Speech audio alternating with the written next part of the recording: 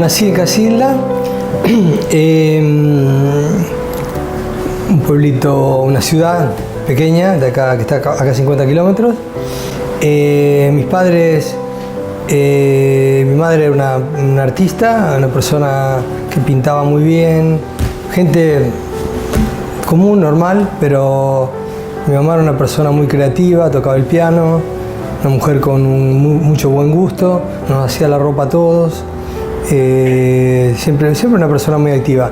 Mi papá un panadero, de una familia de panaderos desde hace 130 años, que empezó a trabajar de panadero a 12 años, hasta el día antes de entrar en el hospital, a 88 años trabajó de panadero. Nos transmitió el criterio, la seriedad, la responsabilidad, el trabajo duro, digamos que combinaban bien. Era músico también él, llegaba de tocar con la orquesta, tocaba música jazz y se sacaba la ropa de músico y se ponía la de panadero. Una familia, digamos, de gente de trabajo.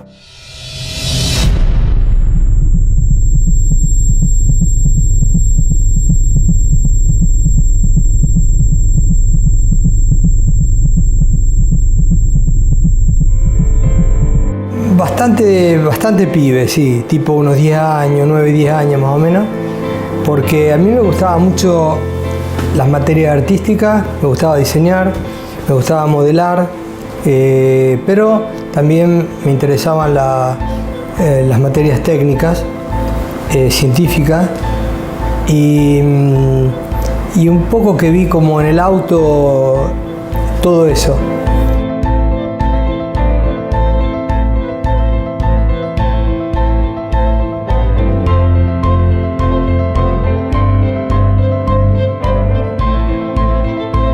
Recuerdo una cosa que tengo bastante así grabada.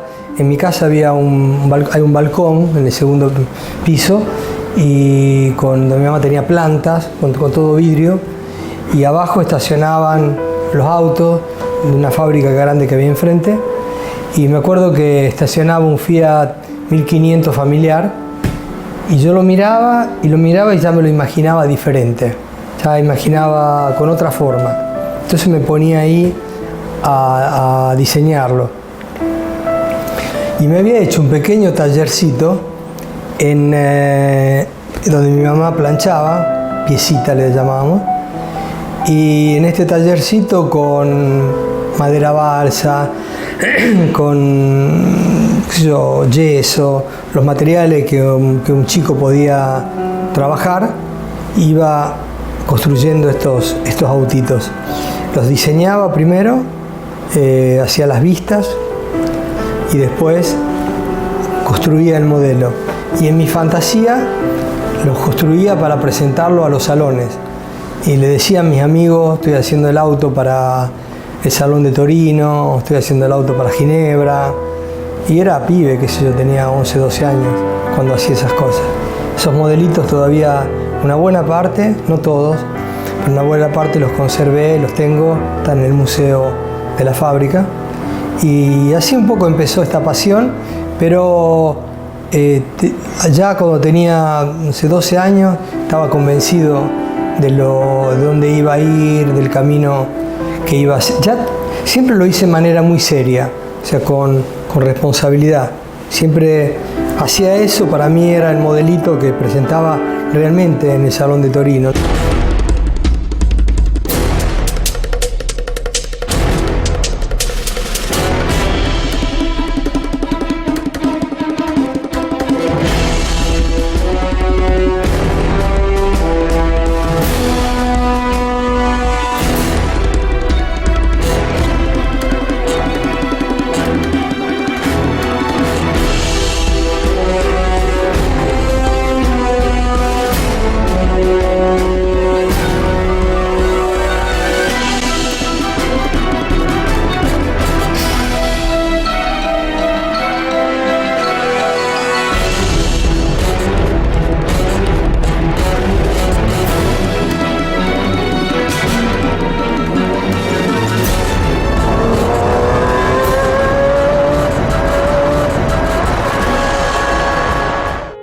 no había en esa época muchas revistas para leer, libros para estudiar, sobre todo del mundo del diseño.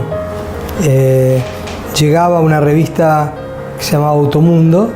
Había dos revistas en Argentina, Corsa y Automundo.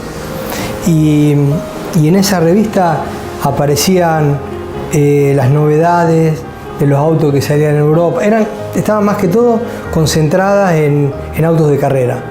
Pero cuando salía un auto nuevo, una Ferrari, un Lamborghini, que es un auto europeo, le dedicaban 1 o 2 páginas. O cuando estaba el Salón del Automóvil, 3 o 4 páginas. Y eso era, yo a través de eso veía, era la ventana del mundo que yo quería ver, que quería recorrer.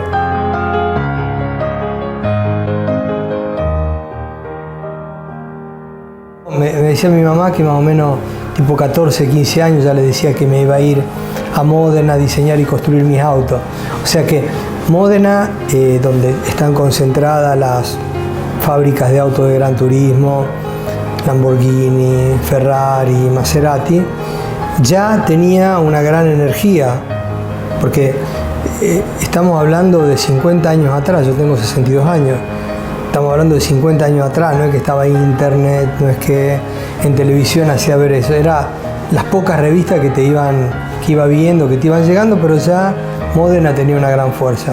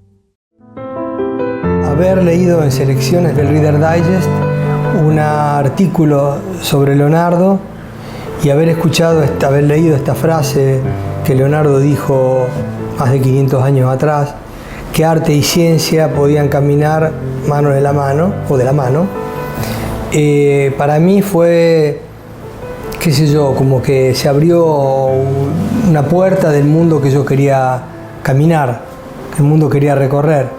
Y ahí fue cuando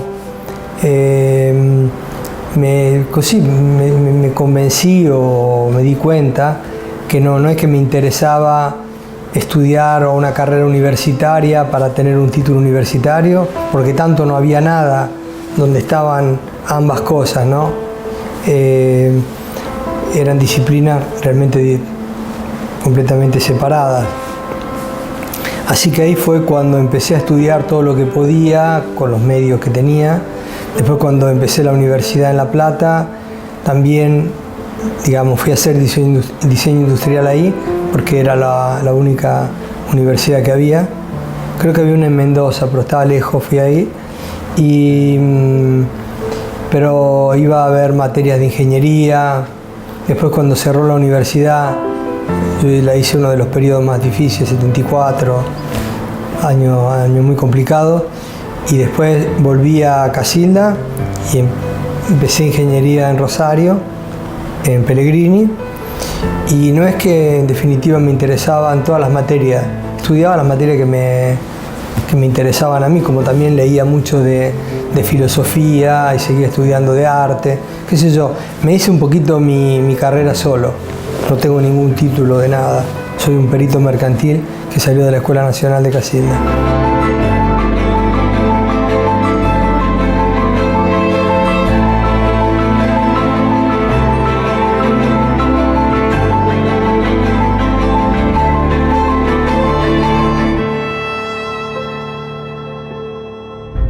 Tipo a 18, 19 años habré tenido, creo.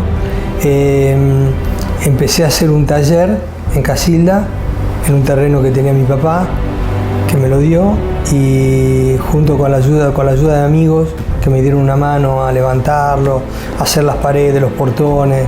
Me fabriqué también algunas máquinas para cortar el caño, doblar, porque no tenía plata. Yo aprendí ya de pibe, le enseñé a trabajar a las manos, y entonces por supuesto que me resultaba más fácil que a uno que no sabía trabajar, porque pensaba una cosa, a lo mejor hacía un dibujito y después lo construía, y con el mismo modo también hice, bueno, ya a 15 años hice una motito con un amigo, una mini moto. Después también, antes de ir a la universidad, armé un buggy comprando un Renault, desarmándolo todo y restaurando las partes. Compré una carrocería de plástico y la preparé toda, la pintamos. Bueno, eso también me enseñó muchas cosas. Y después se nos ocurre la idea de hacer un coche de carrera, un Fórmula 2 nacional. Y fue un proyecto muy lindo. Si bien a mí los autos de carrera no es que me apasionaba tanto la competición, no me apasiona la competición tampoco ahora. Todo lo que es competición no me interesa, pero sí me interesa la parte tecnológica de la competición.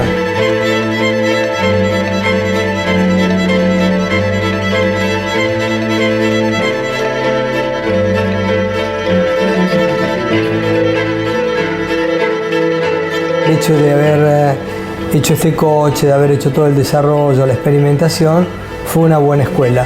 Pero luego mi idea era la de irme a Europa, la de irme a trabajar allá, tratar de trabajar en la fábrica de autos de gran turismo, seguir mi camino allá. Ese era mi objetivo.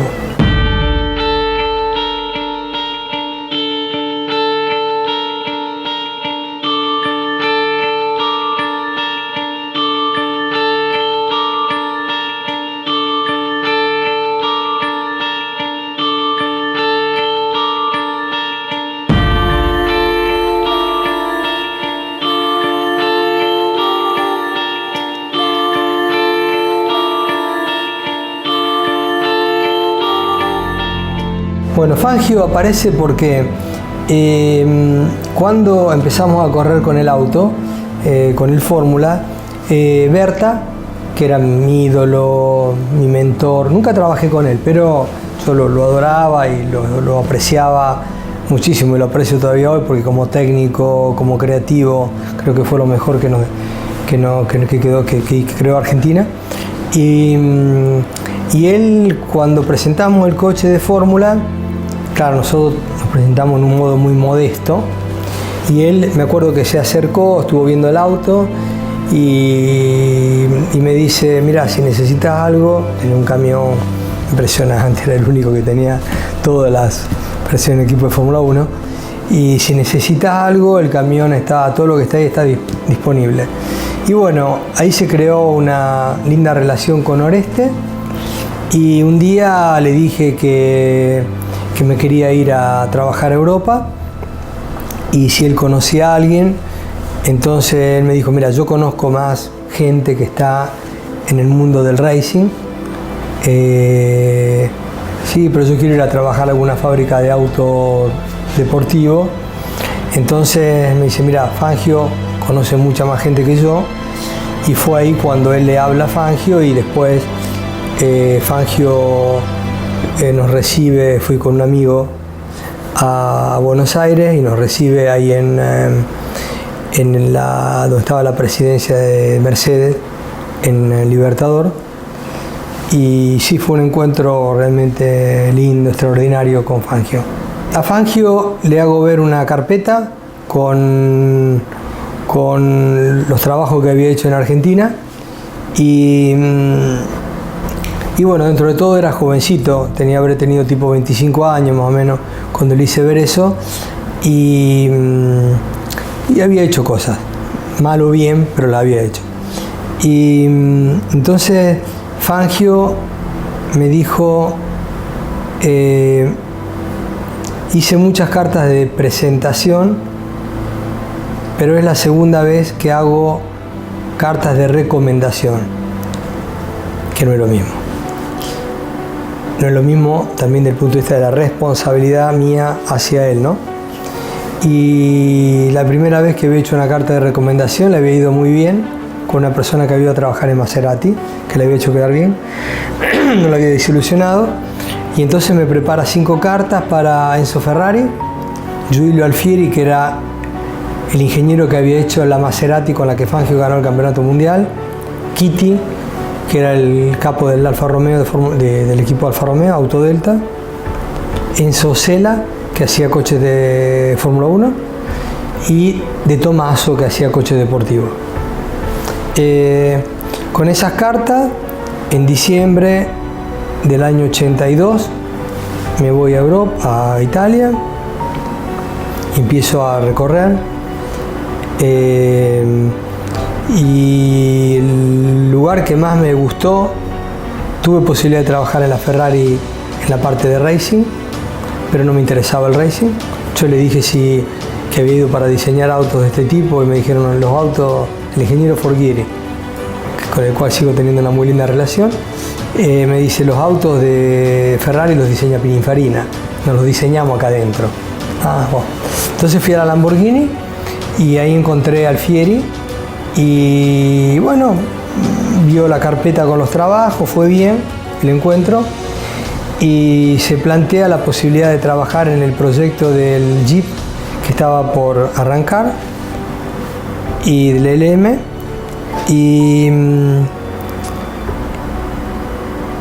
pero yo tenía que terminar trabajo en Argentina, tenía compromisos en Argentina de trabajo, más o menos hasta junio.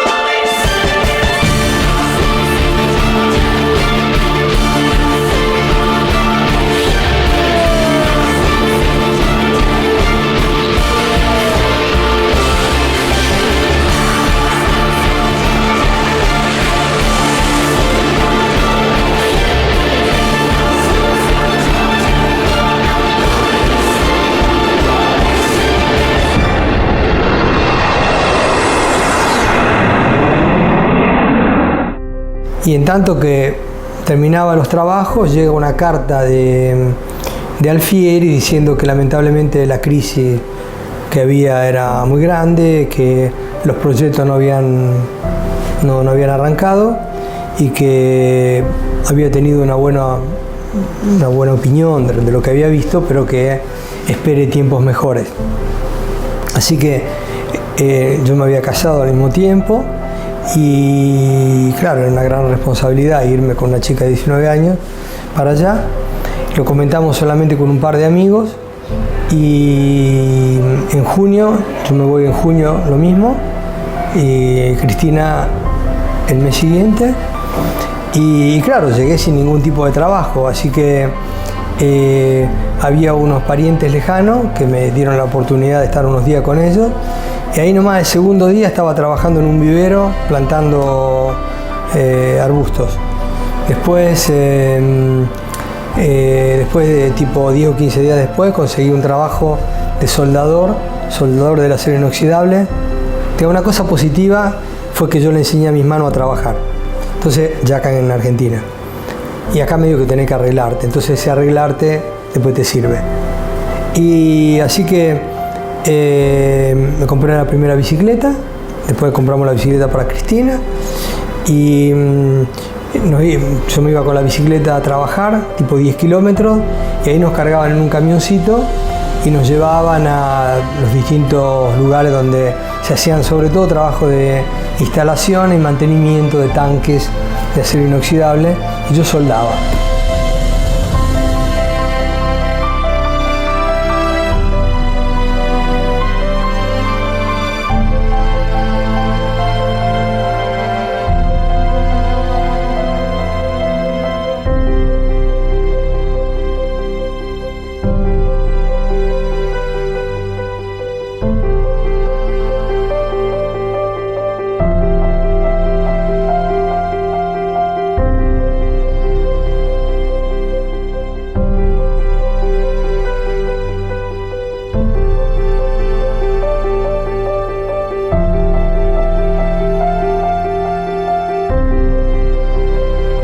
Fui a Lamborghini y cuando lo vi al Fieri, cuando nos encontramos, me dijo que se agarró la cabeza. ¿Qué hace acá? Te mandé una carta. Y entonces yo le dije una cosa que a 26 años uno la puede decir, ahora hace sentido ridícula, pero le dije, ingeniero, usted hágame barrer el piso, pero acuérdese que vine a hacer el auto más lindo del mundo.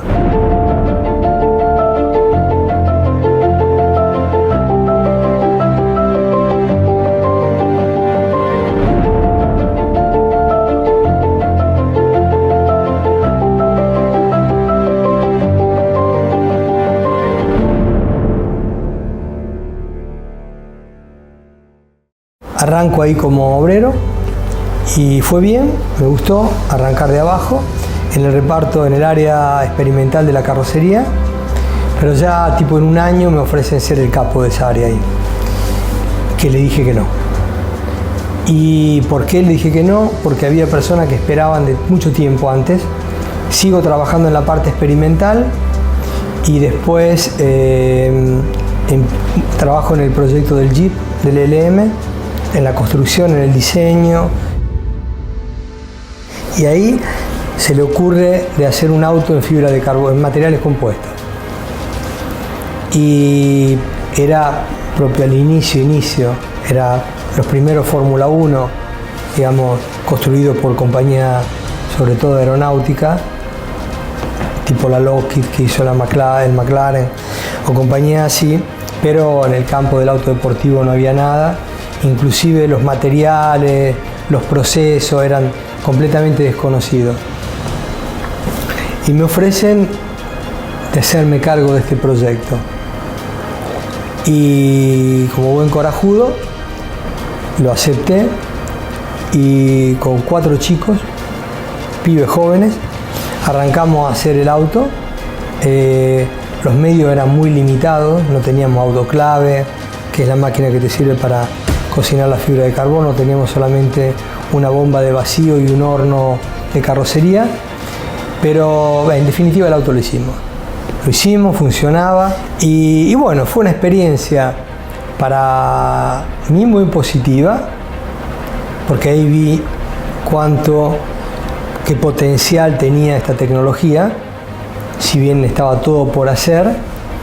Pero la parte negativa fue que Lamborghini no creía en esta tecnología.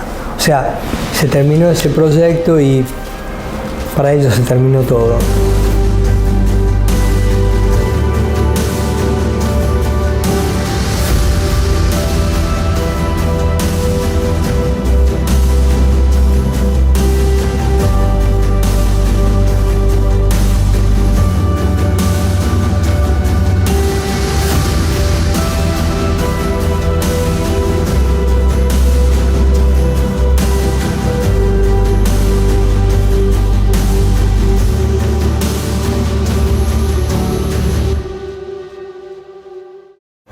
La única nota positiva fue que ya me había hecho un espacio, y porque todos los trabajos que me daban para hacer, yo los hacía, mal o bien, pero les llevaba el resultado.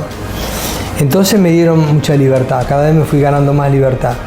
Y fui creando una pequeña área donde hacía un poco de experimentación, pero había que comprar un autoclave, había que comprar herramientas, cosas así.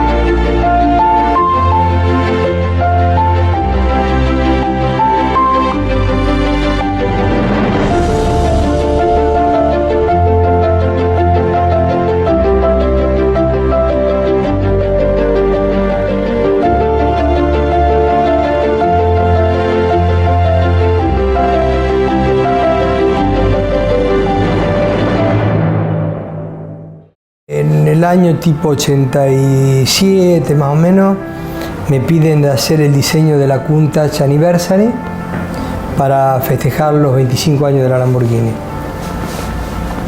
Y ahí en el diseño del auto ya me imagino un montón de partes que casi no había alternativa que hacerla en un material no tradicional como el aluminio, porque las formas empezaban a ser formas muy plásticas.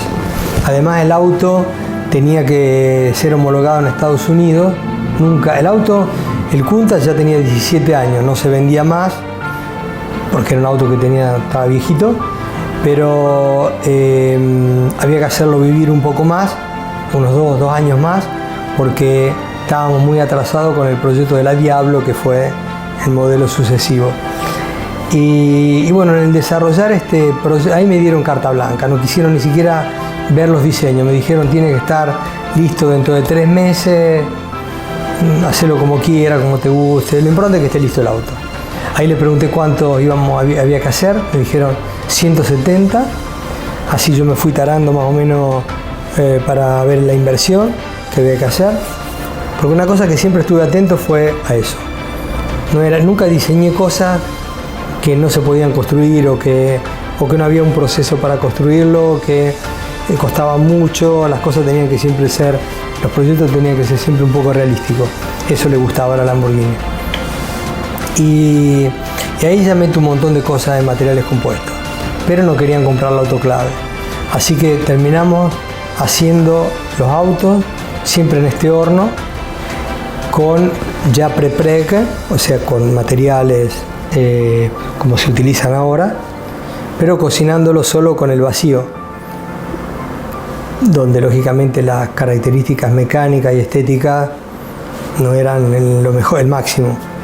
Pero tratamos de trabajar tanto en la puesta a punto de materiales, que en definitiva el resultado fue aceptable, se pintaban bien y todo.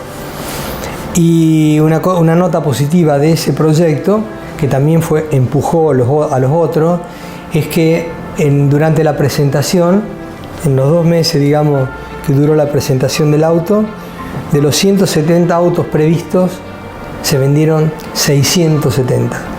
Y para Lamborghini era un proyecto ya súper amortizado, porque lo hacían de hacía 17 años. El proyecto que yo había hecho había costado el equivalente, no estaba el euro, pero el equivalente de $500,000 de euros, que era el valor de 4 autos en ese momento. O sea que con 4 autos hicimos break-even, y y el auto dio mucha ganancia. Siempre dice, o sea, cada vez que encuentro, pues sigo teniendo una muy buena relación con Lamborghini, fue el auto que más hizo ganar a Lamborghini de la historia, porque ya estaba todo amortizado. Aparte que mejoramos mucho el proceso constructivo, pasamos de hacer un auto por día a 1.6, con la misma gente, solo optimizando. Y ahí hicimos un paso adelante todavía con la tecnología de los materiales compuestos. Pero no había modo de convencerlos de comprar la autoclave, que era lo que nos servía para dar el salto de calidad.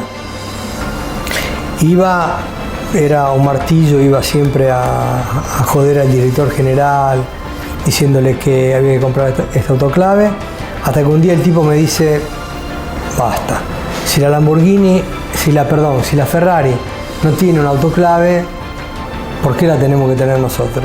Entonces fue ese día que agarré la bicicleta, pues yo siempre trabajé en bicicleta, y agarré la bicicleta y me paré en un banco de ahí de Santa Ágata y le dije al director si me daba un crédito para comprar una autoclave, que lógicamente el tipo no sabía qué era.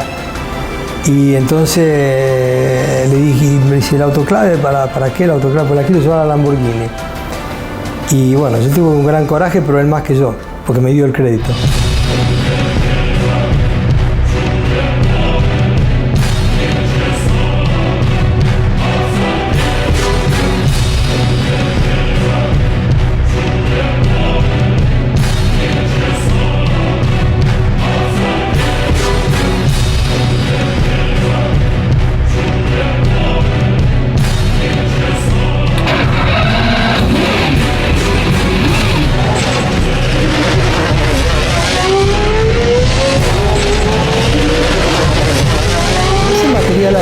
Fue el inicio de los materiales que después se empezaron a poner a punto para usarlo en la industria aeronáutica.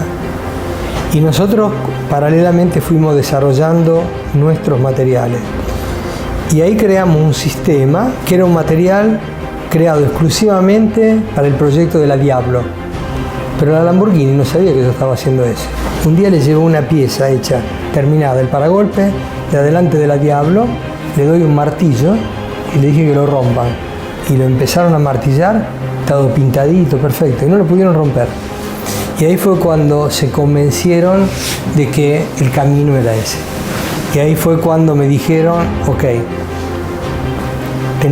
te damos carta blanca para hacer el área de compuestos que siempre soñaste. Ahí compré una autoclave grande, creé esta área, pero mi compañía seguía estando afuera y los derechos eran míos. ¿Por qué? Porque todo el desarrollo lo hice en mi casa, con mi esfuerzo.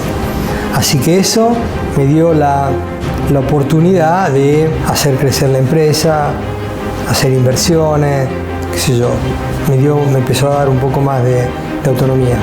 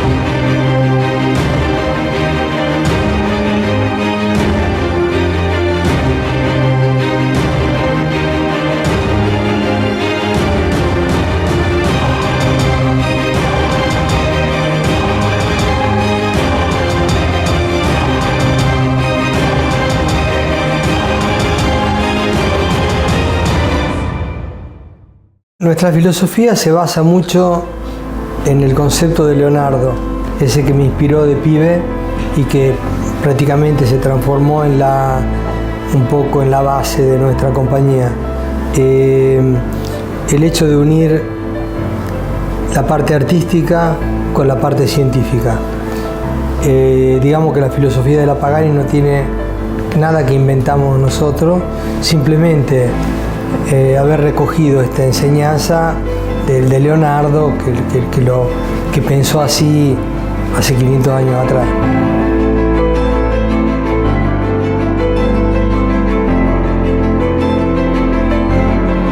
Arrancamos siempre de una hoja en blanco, pero arrancar de una hoja en blanco a diseñar un auto que después hay que construirlo y hay que homologarlo en todo el planeta y hay que respetar todas las normativas de homologación de todo el mundo, es complicado.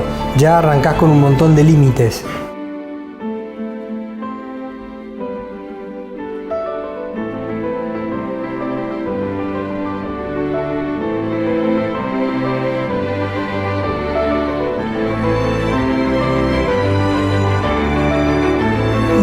Doy el input del concepto del auto. Por ejemplo, el Huayra tenía que tener la aerodinámica activa, o sea, 4 flaps que se mueven en el modo automático y la suspensión anterior también activa.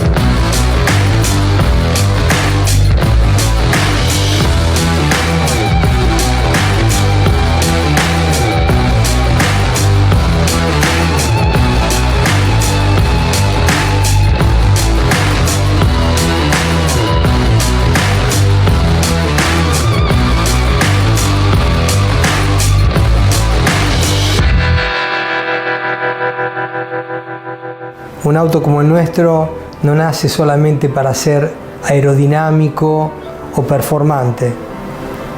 Nace para ser bonito, para que la gente lo compre, porque mis autos son inútiles, no es el auto que te sirve para ir a hacer los mandados, ¿te das cuenta? Para llevar a los chicos a la escuela. Entonces tiene que tener una fuerza emotiva muy muy grande, una gran personalidad.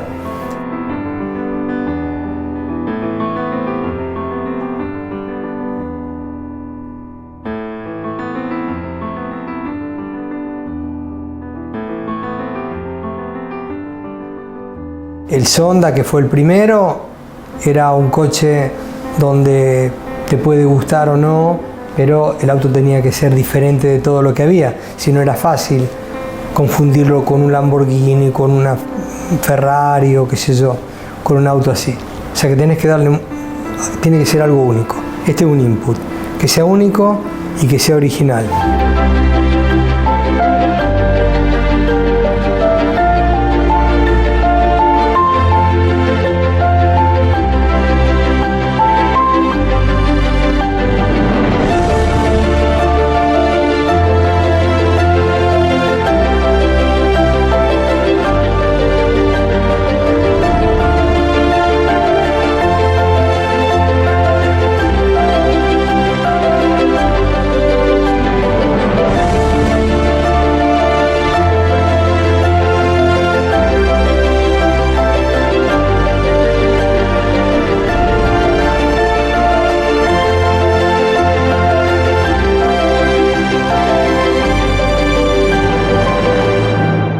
Y después yo hago los primeros diseños.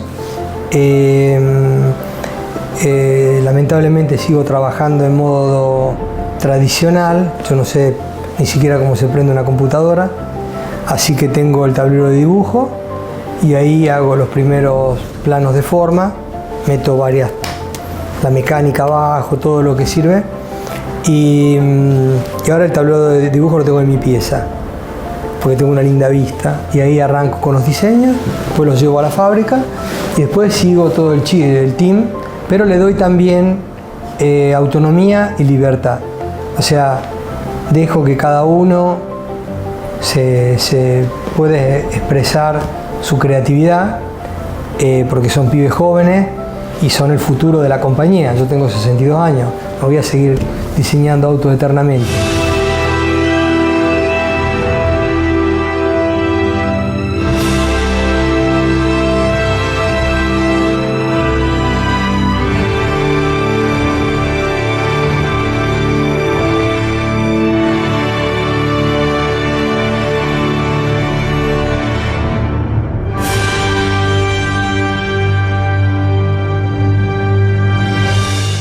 Y arrancamos así, nos tratamos de divertirnos, tenemos nuestro grupo de WhatsApp y trato de que sea todo, viste, medio un juego. Y vamos desarrollando los diseños, hacemos rendering, tenemos la parte de ingeniería, estamos todos juntos, así que no es que la ingeniería está separada, estamos todos juntos, así que cuando hay que hacer verificaciones técnicas la hacemos, porque el escritorio, la fila de escritorio que está atrás o adelante, y vamos uniendo esto, un poco como Leonardo, unimos la parte estética con la parte técnica.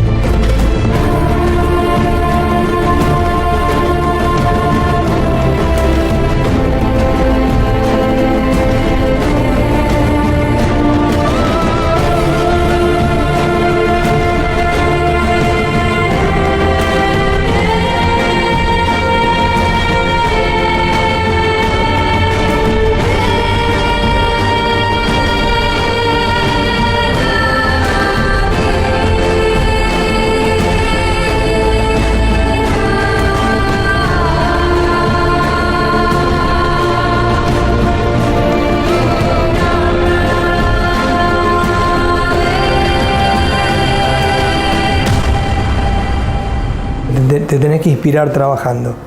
Hay cosas que te ayudan, la música o qué sé yo, caminar por un determinado lugar. En mi caso, trabajando sobre tantos proyectos diferentes, porque yo afronto sea la parte de suspensiones, chasis, estoy haciendo el proyecto del auto y estoy trabajando también en el proyecto de una bicicleta, en el interior de un avión, estamos haciendo un hotel en Taiwán, viste, tengo 1500 cosas por la cabeza, así que uso la música como reset, tipo me meto, escucho una cierta música que es la música de la C10, que es el auto que estoy haciendo ahora, y después cuando arranco con la bicicleta me meto otra música que es la de la bicicleta, entonces me va, viste, como metiendo en el caminito, en la piecita donde están las ideas esas.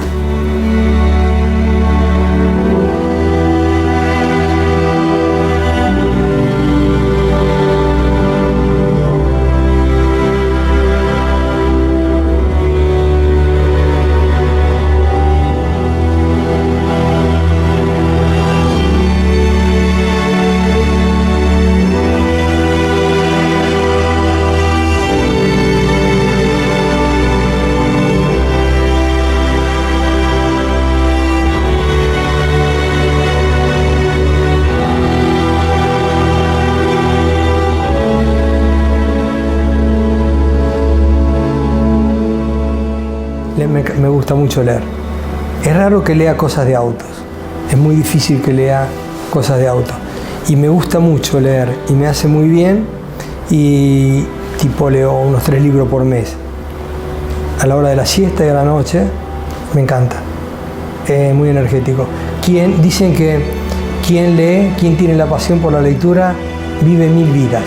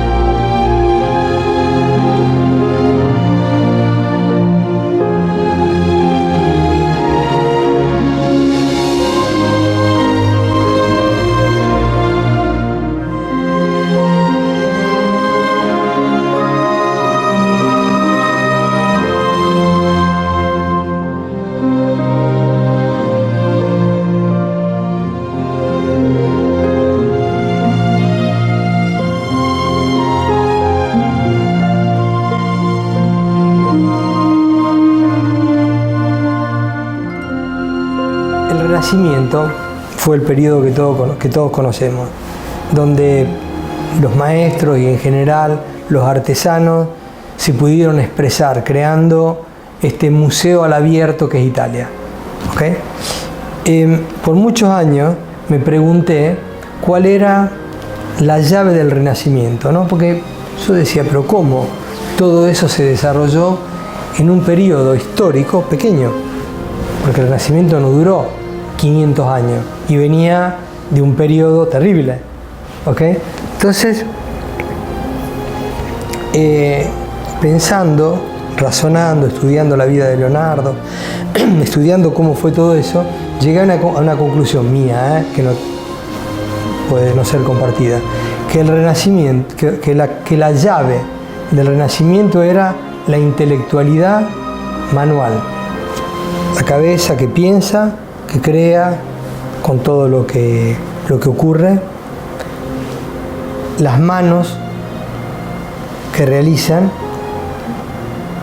La palabra arte deriva de arto, que en italiano quiere decir mano. ¿Okay? Y en este pasaje que va desde la cabeza que crea, que piensa, a la mano, se pasa por el corazón. Y el corazón le da el valor agregado. Viste que es difícil medir ciertas cosas, es difícil medir el amor. Las cosas más importantes son difíciles de medir. Vos podés medir la velocidad de un auto, el peso de un auto, la potencia. No podés medir la emoción que transmite un auto, una obra de arte, algo bonito. No se mide. El amor no lo medís. La felicidad no la medís. No hay un modo de medir eso. Y entonces creo que ese valor agregado que le da el corazón es lo que hace la diferencia.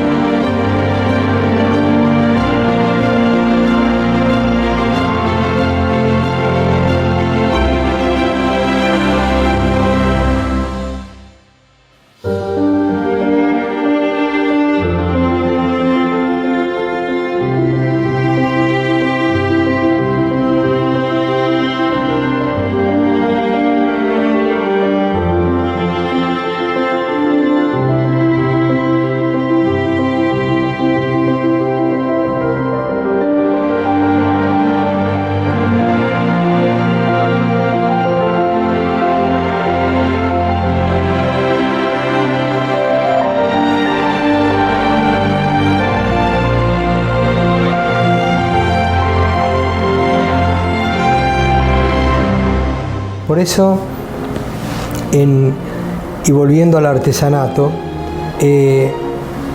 la mano crea la obra, fruto de un sueño, fruto de fatiga, de esfuerzo, no es que las cosas te salen bien rápidamente. Este pensamiento, este modo de vida que era muy común en el Renacimiento, es lo que con un gran esfuerzo tratamos de hacer en la Pagani.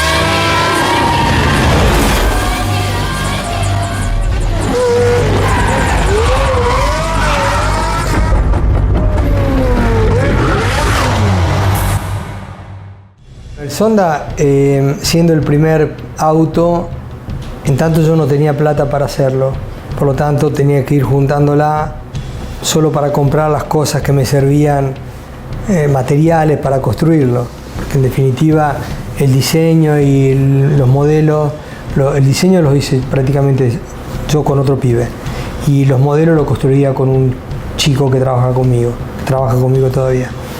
Y llevó mucho tiempo, porque los primeros diseños son del 91. El Sonda tenía la aerodinámica activa. Los primeros rendering, que ahora están en el museo, se ve ya con la aerodinámica activa, lo que pasa es que era muy complicado en ese momento. Y el Sonda, bueno, diseños, modelo en escala, modelo para las pruebas aerodinámicas, modelo escala 1:1, y después construirlo. Fue un auto que nos dio muchas satisfacciones y que aún hoy la gente lo sigue pidiendo, si bien pasaron ya casi 20 años, y empezó ahí, qué sé yo, ya ahí fuimos ganándonos nuestro espacio, porque el auto, lindo o feo que es o que era, al menos era original.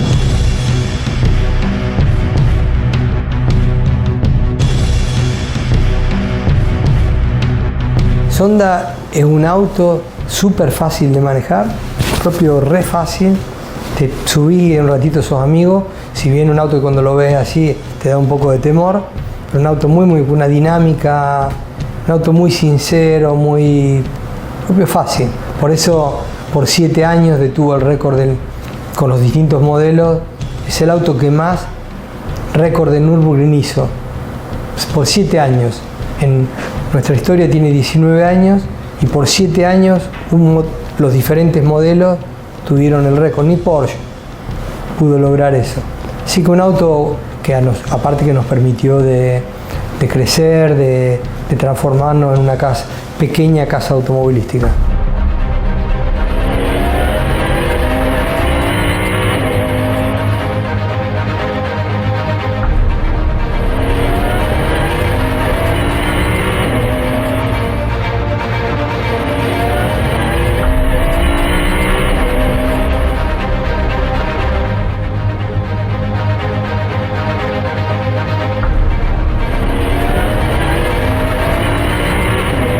Es un poco nuestra filosofía, o sea, una búsqueda, una investigación maniacal de los detalles, todo tiene que coordinar bien. Mercedes, por ejemplo, el motor, toda la parte superior del motor no la diseñan ellos, porque dicen no podríamos hacerla, esto es el auto. O sea, la gente cuando abre el capó ve tiene que ver algo que habla con las suspensiones, que habla con el resto.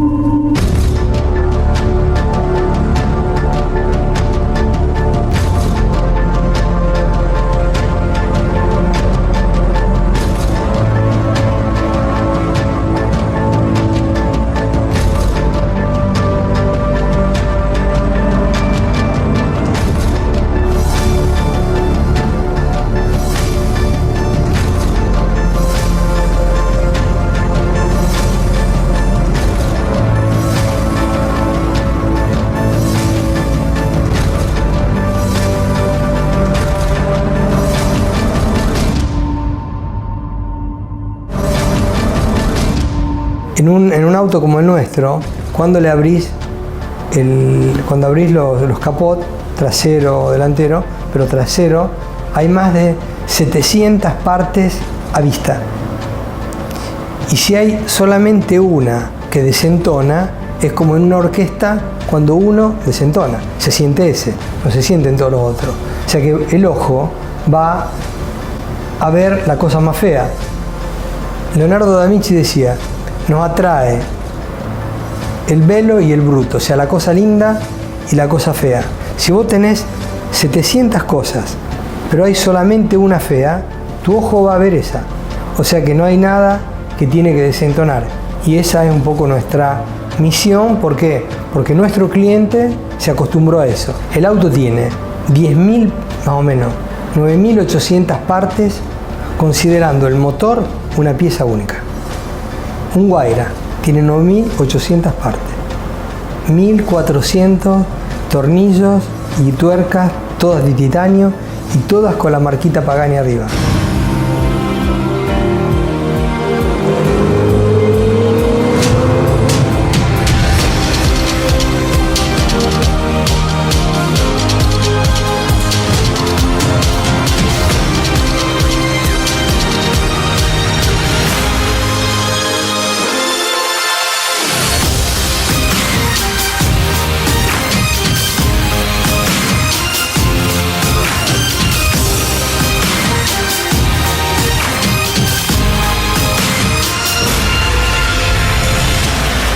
La única, digamos, lo único que puedo decirte de que yo era un estudiante mediocre, no era brillante, pero siempre tuve pasión por algo, un ideal, y traté de trabajar y trato de hacerlo todos los días para llegar a hacer algo.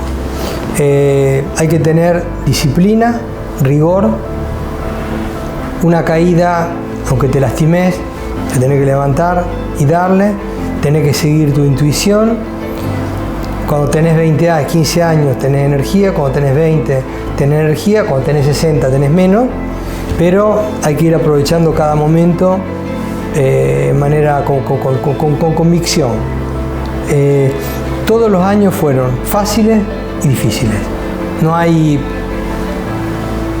A mí me dicen: vos hiciste esto en un momento donde había más crisis del automóvil en los años 90 y todo. Ok, era una oportunidad. Así que creo que trabajar mucho. Leonardo nos enseñó que hay que tratar de ser polivalentes, que hay que ser humilde, muy curioso, y creo que lo importante es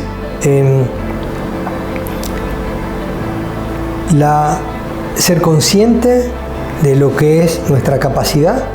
O sea, si en algo sos bueno,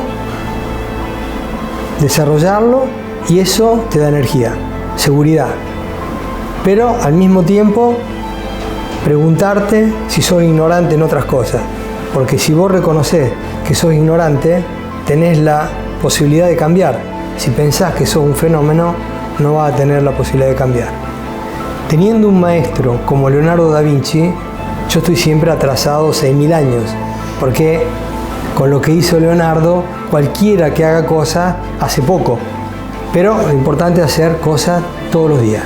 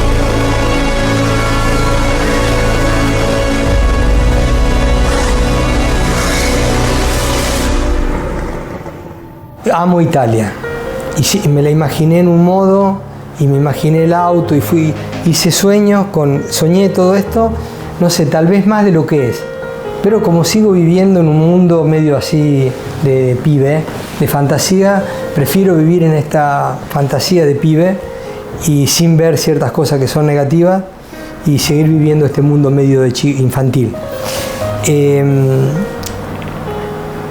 Bueno, cuando llegué a Milán, cuando fui a Vinci, pero sobre todo Milán, es el lugar que más me atrapa porque es donde más trabajó. También cuando fui a Amboise, que es donde murió, que trabajaba para el rey Carlos, es algo mágico. Y ahora voy tipo cada 2 semanas y tengo un departamento exactamente donde él pasaba todos los días, a 300 metros de la Última Cena, se llama Corso Magenta, está en todos los libros, y yo sabía que él pasaba todos los días por ahí, porque antes de tener este departamento yo pasaba por ahí, porque sabía que él había caminado por ahí. Y así que voy ahí a estudiar, y está a 200 metros de la viña de Leonardo, que es una de las cosas que se conservaron, que le regaló Ludovico el Moro a él. Me subo a la terraza, donde tengo el campanile, no tiene la campana pero se la vamos a poner, y veo el castillo de Forsesco, que es donde él trabajaba, así que es fantástico. Puedo hablar con Leonardo, él no sé si me entiende, pero yo hablo con él.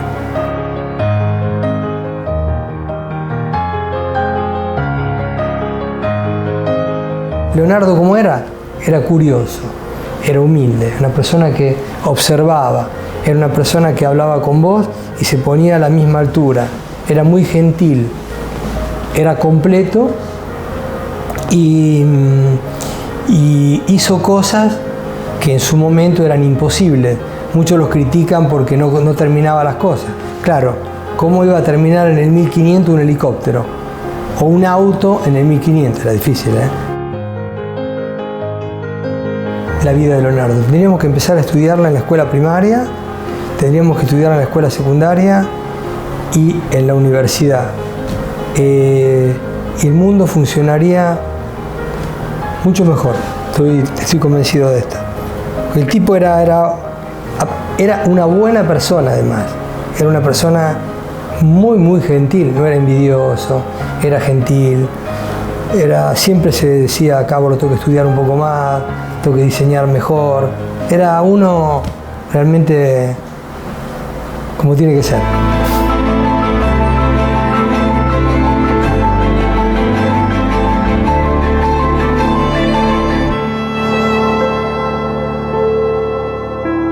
La idea no es hacer algo como para que sea la mejor.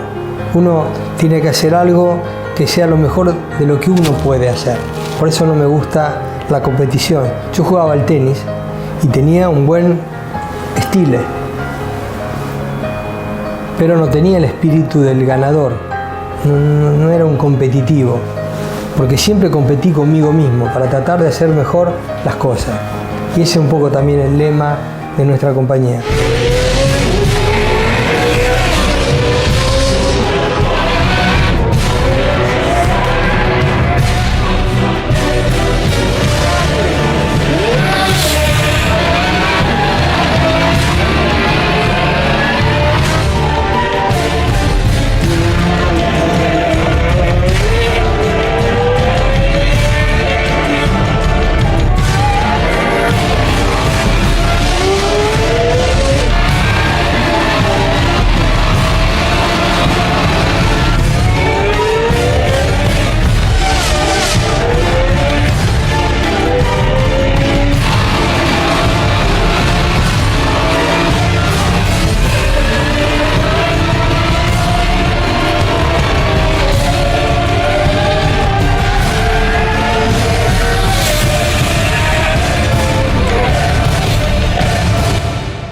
Para mí, hoy, ahora, está bien. Objetivo, trabajamos para lograrlo, pero estoy contento ahora. Y fue siempre así, porque si pensás de ser feliz solamente cuando llegaste al objetivo, no llegás nunca. En cambio, un paso te tiene que dar la energía para hacer el otro, y para hacer el otro, y para hacer el otro. Y es como una escalerita que va subiendo, cada tanto te cae, después volví a subir. Hay gente que tiene ambiciones económicas. Entonces dicen, cuando sea rico voy a ser feliz. ¿Qué quiere decir ser rico? No sé. Porque depende de la ambición que tenés. De tener miles, millones, billones, trillones. Si pensás así, nunca llegás a nada, me parece.